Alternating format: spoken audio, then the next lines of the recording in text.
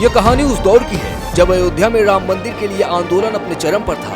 उस वक्त आंदोलन को मजबूती देने और हिंदुओं को एकजुट करने के लिए एक रथ यात्रा निकाली गई, जिसे गुजरात के सोमनाथ से अयोध्या पहुंचना था। इस रथ की कमान संभाल रहे थे लाल कृष्ण आडवाणी और वर्तमान प्रधानमंत्री नरेंद्र मोदी को उस रथ का सारथी बनाया गया था। नमस्कार, आप देख रहे हैं पॉलिटिकल पंचायत और ये है राम जन्मभूमि के संघर्ष की कहानी। अयोध्या में राम जन्मभूमि पर विवादित ढांचे को गिराने से पहले कार सेवकों को कई चुनौतियों से होकर गुजरना पड़ा था। जब कार सेवकों पर 1990 में गोलियां चलाई गई, उस वक्त केंद्र की सत्ता में वीपी सिंह बैठे थे और यूपी में थे मुलायम सिंह यादव। मुस्लिमों का मसीहा बनने की होड़ ऐसी थी कि इन दोनों नेताओं के साथ लालू यादव भी बाबरी मस्जिद के पक्ष में जाकर खड़े हो गए थे। राजनीति की रोटियां सेकने को उस वक्त सेक्युलरता का नाम दिया गया और इसी सेक्युलरता ने कई कार सेवकों की जान ले ली। अयोध्या में गोलीकांड से पहले एक रथ यात्रा निकाली गई थी, जिसका मकसद था देश भर के सभी राम भक्तों और हिंदुओं को एकजुट करना। 1990 में राम मंदिर को लेकर आंदोलन जोर पकड़ने लगा था और इस आंदोलन को मजबूती उसी रथ यात्रा ने दिया, जिस पर लाल कृष्ण आडवाणी सवार होकर इस आंदोलन में अपनी मुख्य भूमिका निभा रहे थे। उनके पीछे बैक साइड से सारे प्रबंधन के काम नरेंद्र मोदी संभाल रहे थे और इस आंदोलन में हजारों की तादाद में विश्व हिंदू परिषद और संघ के कार्यकर्ता भी शामिल थे। प्रमोद महाजन ने भी इस यात्रा को सफल बनाने में अपनी अहम भूमिका निभाई थी। 26 अगस्त 1990 को भाजपा की ओर से बैठक बुलाई गई, जिसमें तमाम हिंदू संगठनों के कार्यकर्ता शामिल थे। इस रथ यात्रा की योजना तैयार हुई, जिसमें तय किया गया कि 12 राज्यों से होकर गुजरते हुए ये यात्रा 30 अक्टूबर को अयोध्या में समाप्त किया जाएगा और 25 सितंबर को रथ गुजरात के सोमनाथ से रवाना किया गया। ये रथ जिधर से भी गुजरता, लोग इसके पहिए की धूल को माथे से लगा लेते, रथ पर फूलों की बारिश करते और इसके पीछे जुड़ते चले जाते। लोगों के बढ़ते काफिले से आंदोलन को बल मिलता गया तो लाल कृष्ण आडवाणी ने रथ यात्रा निकालने के साथ ही केंद्र और उत्तर प्रदेश सरकार को चुनौती भी दे डाली।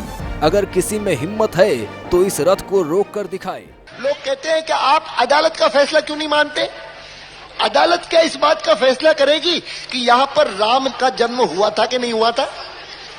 आपसे तो इतनी आशा है, बीच में मत पड़ो, रास्ते में मत आओ, क्योंकि ये जो रथ है लोक रथ है, जनता का रथ है, जो सोमनाथ से चला है और जिसने मन में संकल्प किया हुआ है कि 30 अक्टूबर को वहां पर पहुंच करके कार सेवा करेंगे और मंदिर वहीं बनाएंगे, उसको कौन रोकेगा? कौन सी सरकार रोकने वाली? लाल कृष्ण आडवाणी का ये भाषण राम भक्तों में उत्तेजना पैदा करने के लिए काफी था, लेकिन उधर वीपी सिंह, मुलायम सिंह और लालू यादव मौका तलाश रहे थे कि कैसे हीरो बना जाए। पूरे साहस के साथ राम भक्त अयोध्या की ओर बढ़ रहे थे, लेकिन इस बीच लाल कृष्ण आडवाणी को अयोध्या पहुंचने से पहले ही बिहार में गिरफ्तार कर लिया गया। तब सेक्युलरता के नाम पर लालू यादव ने क्या कहा, जरा आप भी सुनिए। देश हित में अगर इंसान ही नहीं रहेगा, इंसान नहीं रहेगा तो मंदिर में घंटी कौन बजाएगा या कौन बजाएगा? जब इंसानियत पर खतरा हो, इंसान नहीं रहेगा तो मस्जिद में इबादत कौन देने जाएगा? 24 घंटा मैं निगाह रखा हूँ। हमने अपने शासन के तरफ से पूरा उनकी सुरक्षा का भी व्यवस्था किया, लेकिन दूसरे तरफ हमारे सामने सवाल है, अगर एक नेता और एक प्रधानमंत्री का जितना जान का कीमत है उतना आम इंसान का जान का भी कीमत है। हम अपने राज्य में मतलब दंगा फसाद को फैलने नहीं देंगे। जहां फैलाने का नाम लिया और जहां बवेला खड़ा करने का नाम लिया तो फिर हमारे साथ चाहे राज रहे या राज चला जाए, हम इस पर कोई समझौता करने वाले। आंदोलन की रथ का पहिया रोकने के लिए वीपी सिंह ने एक चाल चली, जिससे कि मुलायम सिंह यादव को भी पटखनी मिल गई। वीपी सिंह के निर्देश पर लालू यादव ने आडवाणी को गिरफ्तार करने की पूरी योजना बना ली, लेकिन शुरुआत में उनकी योजना लीक हो गई और जब लाल कृष्ण आडवाणी 23 अक्टूबर को बिहार के समस्तीपुर पहुंचे तो एक सर्किट हाउस में रुके हुए थे, जहां से बिहार पुलिस ने उनको गिरफ्तार कर लिया।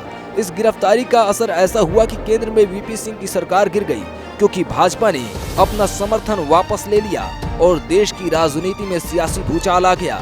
इसके कुछ ही दिन बाद आंदोलन के लिए निकले राम भक्त 30 अक्टूबर को अयोध्या पहुंच गए, लेकिन उन पर गोलियां चला दी गई। फिर 2 दिन बाद ही 2 नवंबर को भी कार सेवकों की भीड़ अयोध्या में जुटी और दोबारा मुलायम सिंह की पुलिस ने कार सेवकों पर गोलियां बरसाई। जिसमें सैकड़ों कार सेवकों की जान चली गई, हजारों लोग घायल हुए। राम भक्तों की योजना उस वक्त ना ही सफल हुई और ना ही कहानी का अंत हुआ।